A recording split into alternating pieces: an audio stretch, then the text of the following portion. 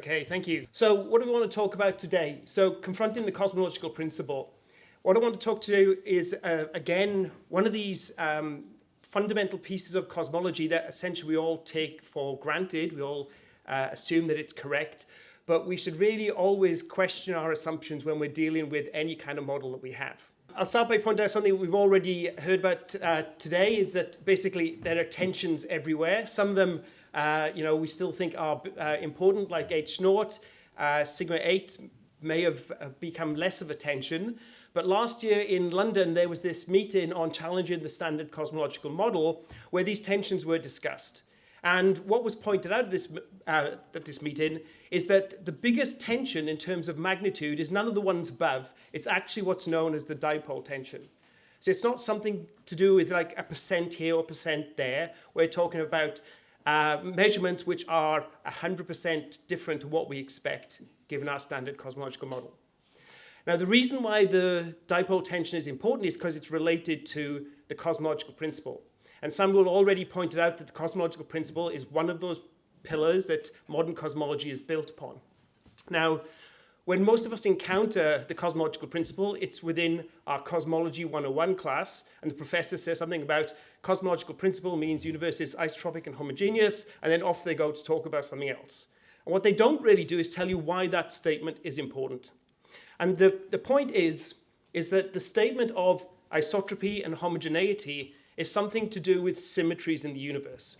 What we are doing is we're assuming a maximal set of symmetries across space, and it's from that which we derive the Friedmann-Robinson-Walker space-time, and of course modern cosmology is built upon that notion. So we've got that chain, and what we have to remember is that that first step is an assumption. Okay? We assume that that's correct, and the question that we really have is, what if it isn't? Okay? If it isn't, that is bad, because that means that we don't have the correct space-time representation of our universe, which means that everything else that we've done, luminosity distances, angular diameter distances, are not correct. Okay? So we want to test this assumption. So we already know at some level that isotropy and homogeneity doesn't actually hold in the universe, right? We only have to look out into the local universe and we can see that we have clusters of galaxies and voids, etc. And we basically have all of this structure which is not isotropic and homogeneous, right? We have structure all over the place. And of course, there are various cosmologists, David Wiltshire in New Zealand is one of them, who suggests that the fact that we have this clustered structure means that we don't understand the local metric, and our observations of the distant universe are basically being skewed by us using the incorrect metric. And for him, this means that dark energy itself is an illusion rather than being a physical thing in the universe. So what we do, though, for standard cosmology is we basically say that if we smooth the universe on some scale, where smooth is not really well defined, the scale is not known a priori, but it looks like if we smooth things out on scales of around 100 megaparsecs, then we cross our fingers and we hope that the cosmological principle holds, right? i.e. we have the correct metric of the universe. But how do we go about testing the cosmological principle? Well, we have to realize that the cosmological principle, that the universe is seen to be isotropic and homogeneous, only applies to co-moving observers. It's co-moving observers that have that view of the universe. And we already know from the CMB that we are not co-moving observers. So this has been known since the early 70s that if you look at the CMB, of course, we've got all that small scale fluctuations of order 1 part in 10 to 1,000. But in 1 part in 1,000, we actually have a large scale dipole across the sky. And this large scale dipole is interpreted as our motion, our departure from the Hubble flow, right? So we have motion relative to whatever the universe is doing around here. So the important thing to remember is, of course, our motion has distorted our view of the CMB, but this motion will also distort our view of any other cosmological source, okay? Now, the way that we can use this to test the cosmological principle is that if we measure our velocity from other sort of cosmological sources other than CMB, the cosmological principle basically demands that we should get the same answer in terms of the velocity. Okay, so we should get this roughly 370 kilometers per second if we look at other cosmological sources. Now, observationally, this was proposed way back in the 1980s in this paper by George Ellis and John Baldwin. Their focus was on radio sources, but any cosmological source will do. And essentially what they point out is that if you have motion with regards to co-moving sources spread through the universe, then this becomes a problem in special relativity, right? There are two things you need to consider. Number one is basically Doppler boosting and deboosting. So objects in front of you appear brighter, behind you appear fainter. And also you've got the effect of aberration. So aberration is that all those objects in the universe, they will start to pile up in your direction of motion. And you can go through and you can do the calculations. It's all relatively simple. But what you actually get is that if you take a uniform distribution of cosmological objects as seen by co-moving observers, you ask what does somebody who's moving sees, and you can do the calculation that you end up with a dipole modulation across the sky. Right? You end up with a higher density of galaxies in front of you and a lower density of galaxies behind you.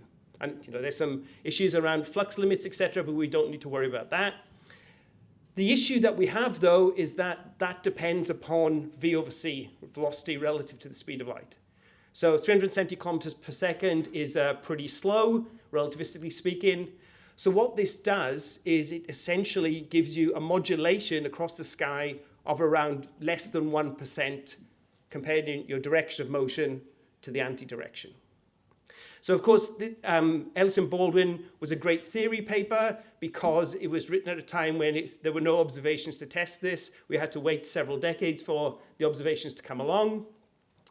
There have been various measurements and things have been a little bit uncertain, but things really changed in the last few years with the appearance of this paper.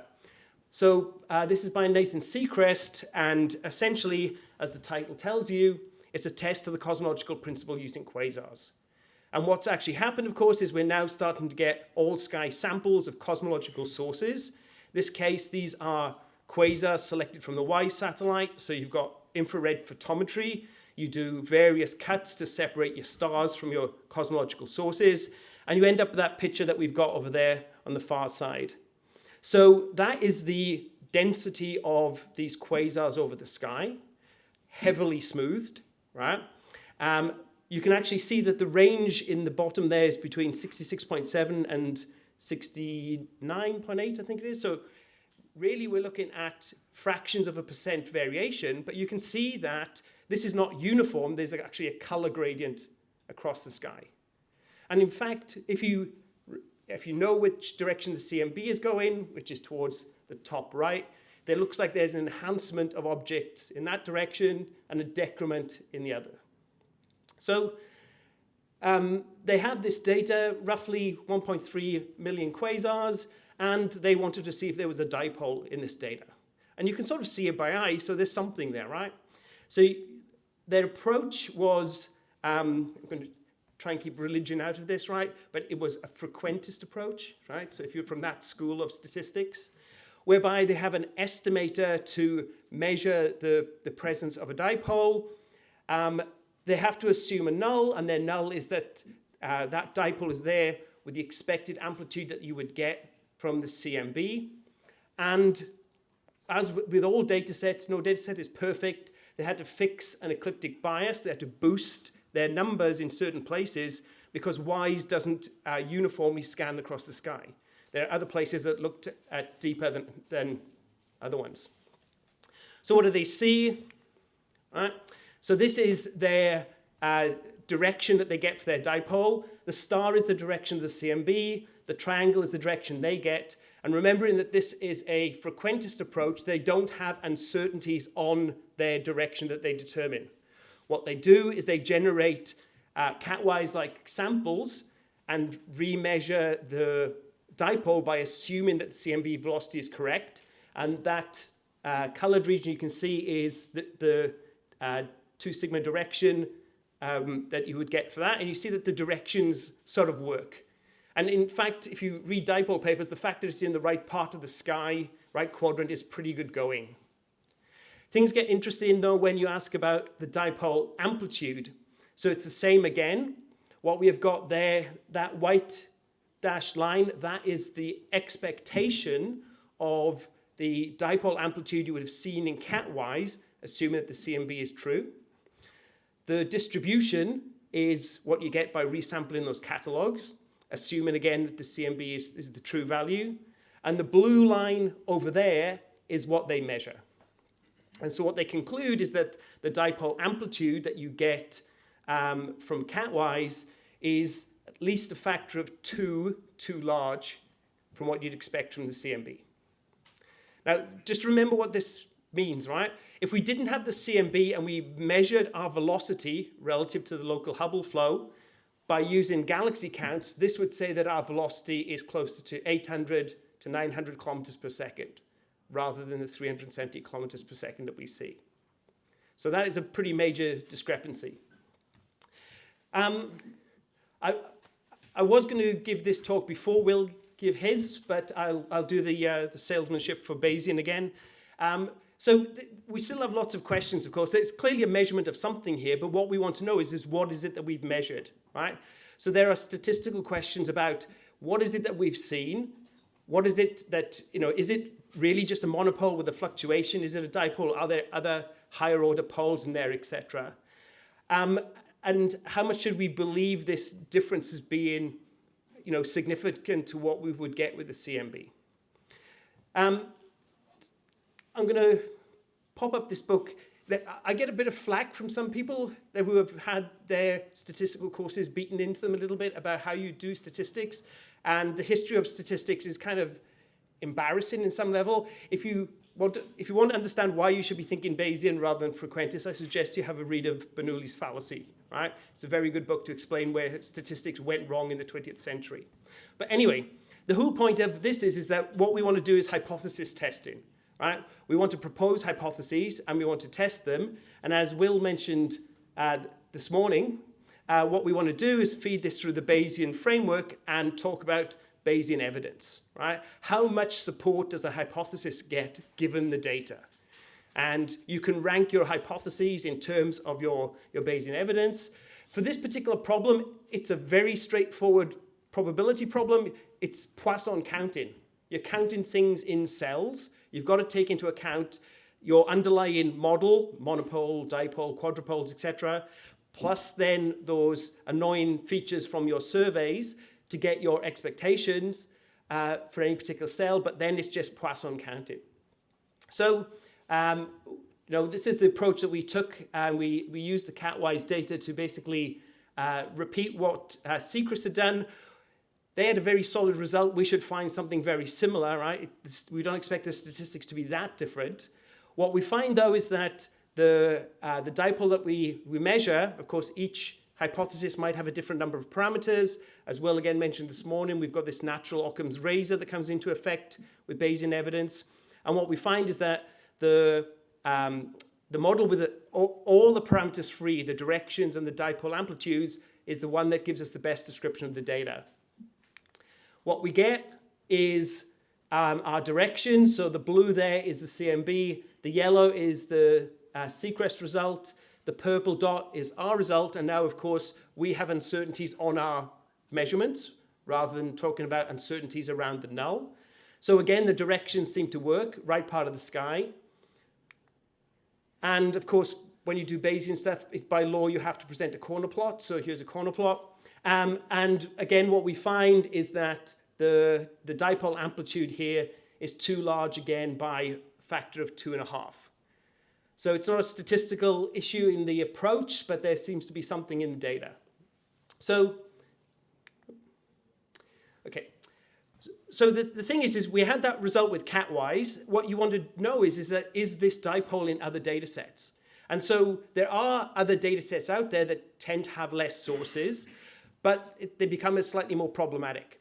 So people have wanted to use radio catalogues to do this. And of course, the annoying thing about radio telescopes is they tend to be stuck to the ground. So it's very hard to get an all-sky view in the radio. And what people have generally done in the past is you would take two catalogues, the north and the south, so MVSS in the north, that's RACS with ASCAP in the south, and you would basically try and join them together, right? Using the overlap region to sort of calibrate them to put them on the same scale.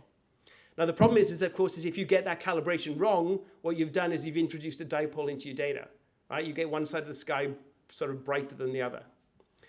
But of course, again, with the Bayesian approach, we can treat these as two separate data sources and we can feed them through the same machinery.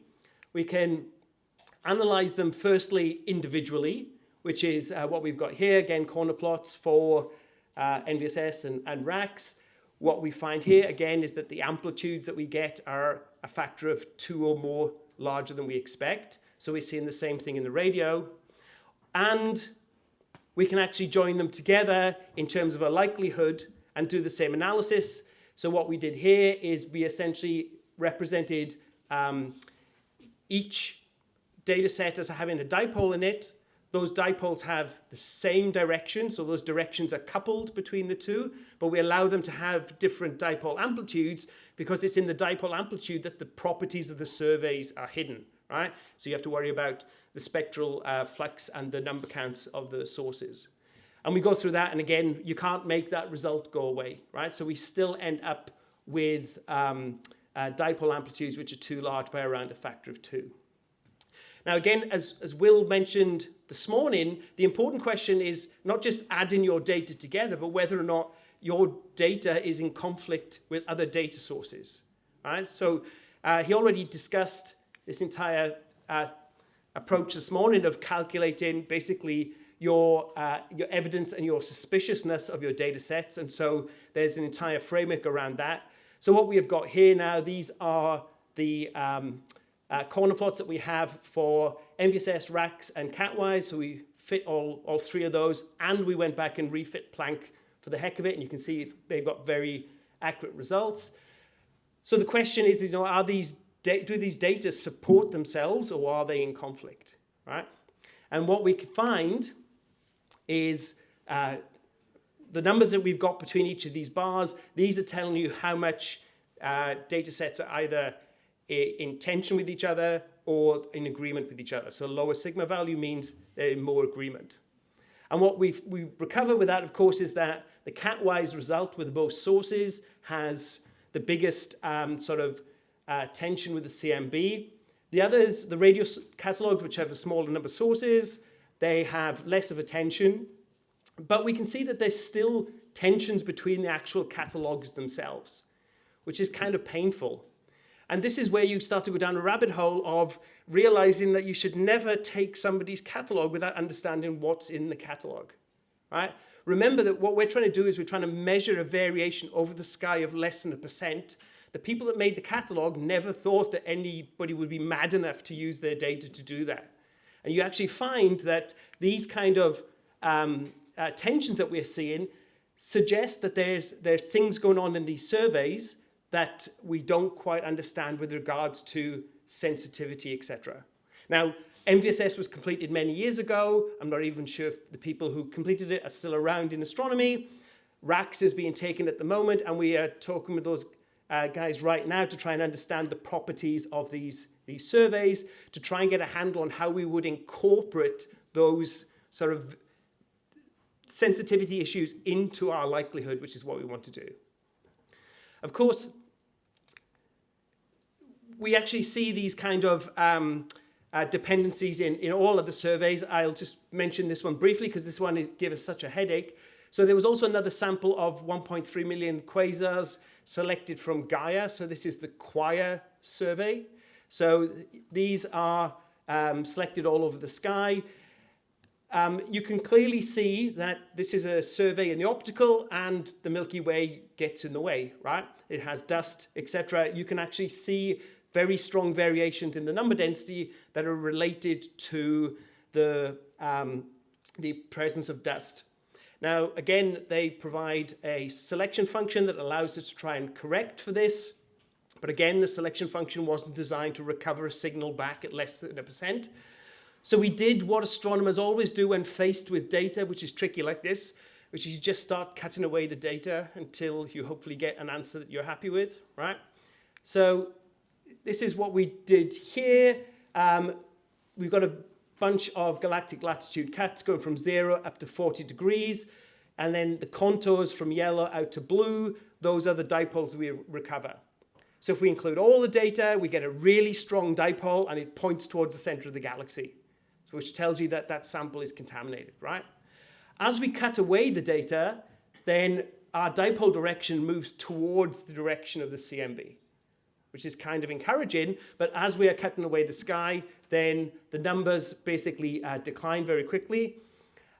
So our uncertainties get larger and larger. But when you get all the way down there, we cut away huge chunks of data. We're left with our dipole amplitude. Error bars are big, but our dipole amplitude is still around 2 to 3 times larger than you'd expect with the CMB. So I'm just going to mention, again, something that we'll mention that was also mentioned by Dominic in the previous talk. The way future is going to be this simulation-based inference. What we're realizing, of course, is that if we want to include all of these complications, and these complications go all the way back to the survey selection, right? Remember, your survey selection is, I'm going to draw a box and say that these guys are quasars. Everything's got errors. Things move in and out of boxes.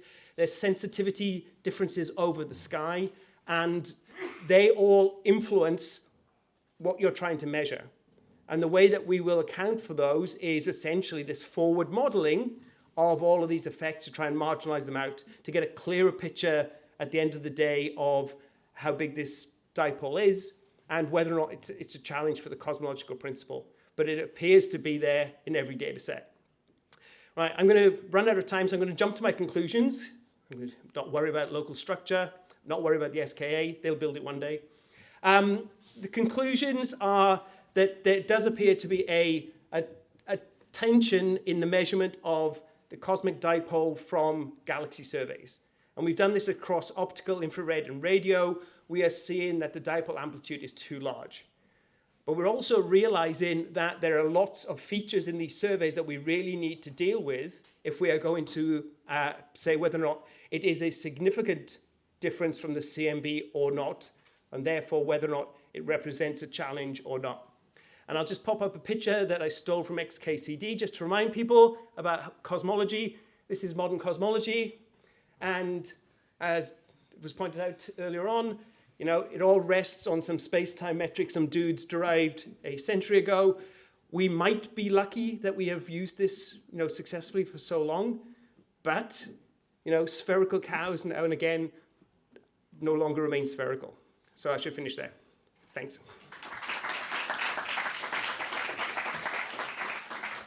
Hello.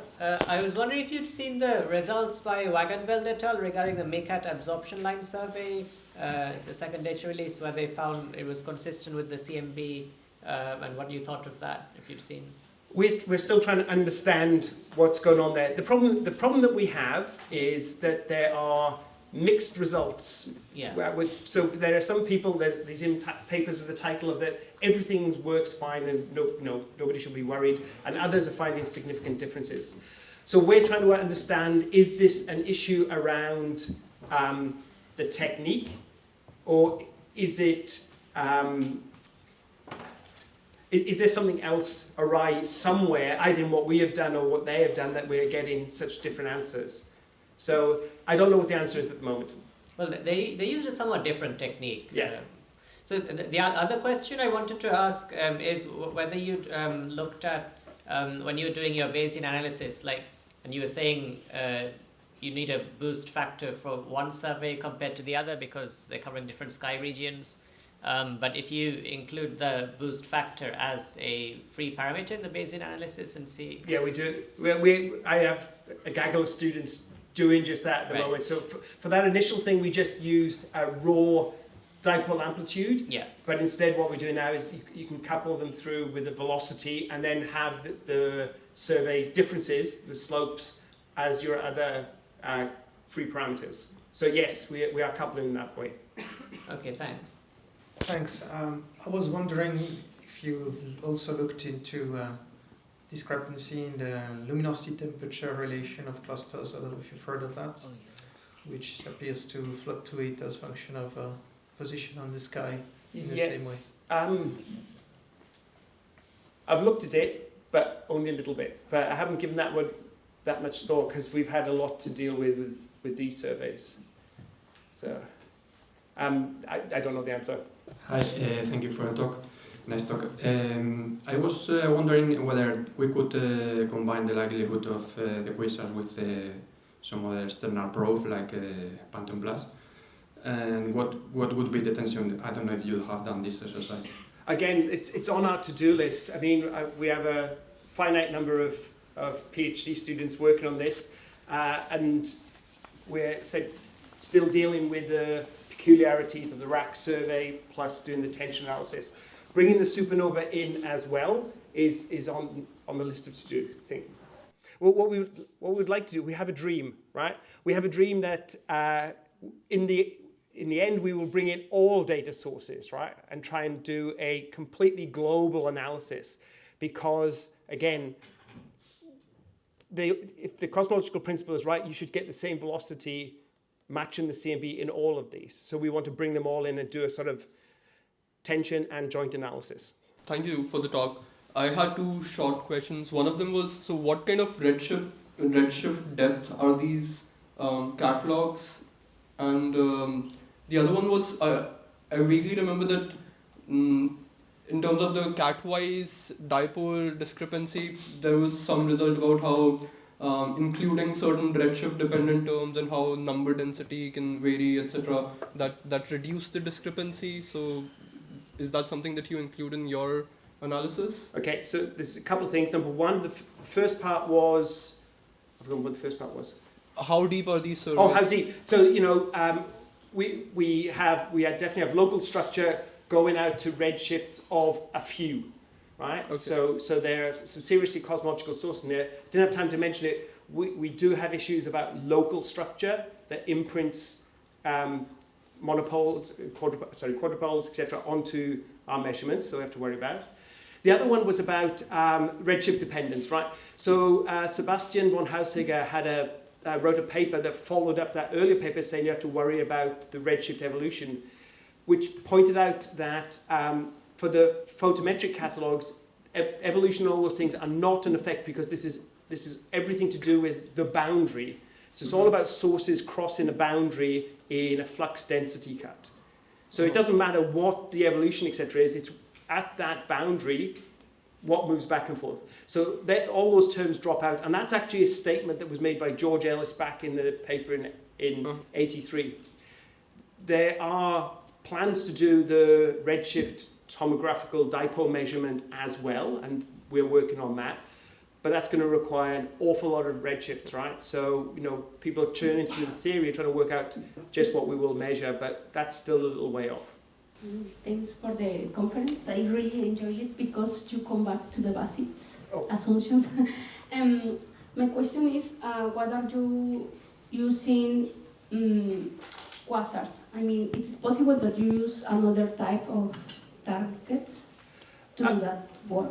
Yes, so any kind of cosmologically distant sources you can use. So people have proposed to do this with supernova, just the number of supernova is low.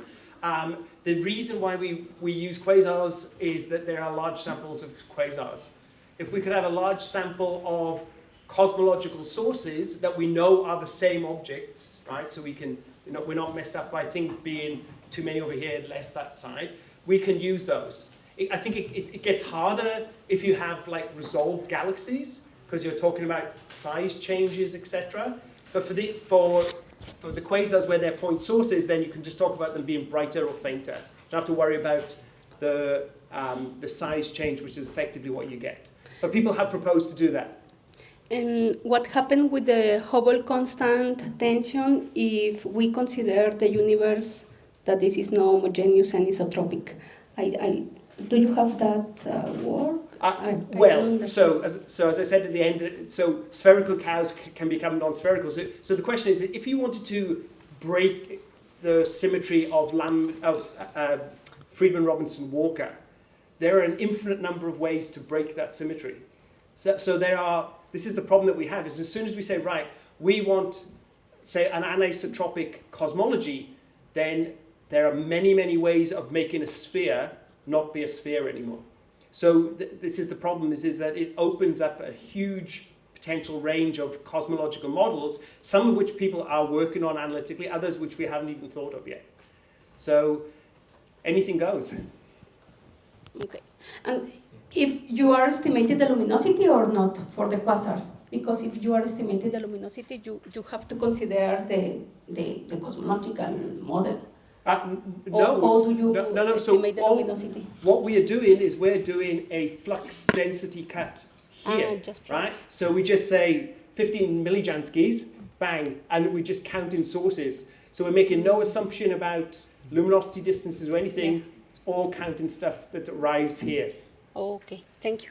So just to understand, so you're saying the difference between the CMB, what? So this is the CMB dipole measurement compared to what you're getting? Or? Yes. Yeah. Okay, and then so if so even what you're getting is like at the level of 1% or 1 per mil, right? Yes, it's still down at the sub-percentage level. So it's still a small perturbation. I mean, you will still, if the best or most economical way to describe it would be FRW plus perturbation, but your perturbation is 10 to the minus 3 instead of 10 to the minus 5. Still a small perturbation. Well, the question is, what is the source of that perturbation? Right? Is it a perturbation to the metric? Or is it a perturbation to the density distribution in the universe, right? So then you've already broken the cosmological principle by having a preferred direction for objects. So this is the thing, is quite what this ties to. It might be that you could just say it's a small perturbation, but if this is saying that if this is due to there actually being additional galaxies along the line of sight, and I didn't have a chance to mention, but out to redshift, almost 0.1, then that already starts to basically seriously impact on the cosmological principle, because that's well above your 100 megaparsec scale that we already assumed things were smooth on. So your measurement is only all the way to 0.1 redshift? Or? No. It's much larger than that. Right? No. I didn't get time to talk about it, but I'll just go back and do this now. We have local structure in our samples, right? So that's NVSS at the top, that's RACS at the bottom, cross-correlated with NED and 2MRS, so you can see that there's structure in there. So what we can do is we can actually remove the lower redshift sources and remeasure the dipole, and we find that the dipole amplitude we measure actually drops by about 10% when we subtract sources out to about 0.05 to about 0.1. So there is structure in those relatively local sources which is impacting our measurement. But that's still quite big. Right? So we don't get a scale of homogeneity of 100 megaparsecs. And of course people say, all right, so it's 200 megaparsecs, why do I care? And the thing is, when do we care? 200 megaparsecs, a gigaparsec, 5 gigaparsecs? So honestly, I thought 300 megaparsec was like the rule of thumb. Okay, yeah. Thanks. Related to your previous question about the flux thresholds of using 50 millianskis, did you check the sensitivity to that? So for example, if you assume like 20 millianskis, you get like much the same dipole strength. Yeah. Your numbers go down reasonably rapidly as you change your flux cut. Well, you do what everybody does, right? You push your flux density cut as low as possible before you start to worry about completeness, because completeness is not uniform. Right. So that 50 millijanskis is as deep as we can go, but we do look at other cuts. And they give similar sort of dipole strength. Similar, but you have less and less sources, so the noise gets. Yeah, noise gets larger. Okay.